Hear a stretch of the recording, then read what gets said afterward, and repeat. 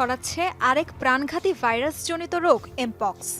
সংক্রমণের হার ও প্রাণহানি কমাতে নানা উদ্যোগ নিচ্ছে আক্রান্ত দেশগুলো। চিকিৎসকরা বারবার ভ্রমণকালীন সাবধানতা অবলম্বনের পরামর্শ দিচ্ছেন। দ্রুতই বিশ্বজুড়ে ভ্যাকসিনেশন প্রোগ্রাম চালুর তৎপরতা চালাচ্ছে বিশ্ব স্বাস্থ্য সংস্থা WHO। পাশাপাশি ভাইরাসের সংক্রমণ রোধে গবেষণা এবং সঠিক চিকিৎসা পদ্ধতির উপর জোর দেওয়ার পরামর্শ সংস্থাটির। পাকিস্তানে এমপক্স রোগী শনাক্তের পর থেকেই বিমানবন্দরগুলোতে বাড়ানো হয়েছে নিরাপত্তা ব্যবস্থা। কিছুক্ষণ পরপরই বিমানবন্দরের বিভিন্ন জায়গায় ছড়ানো হচ্ছে জীবাণুনাশক। নির্দেশ দেওয়া হয়েছে মাস্ক ব্যবহারের। যাত্রীদের মাঝে এমপক্স রোগের কোনো উপসর্গ আছে কিনা তাও তদারকি করা হচ্ছে।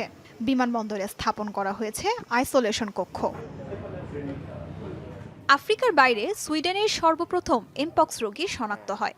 দেশটির স্বাস্থ্য মন্ত্রণালয় জানিয়েছে তাদের কাছে পর্যাপ্ত পরিমাণ ভ্যাকসিনের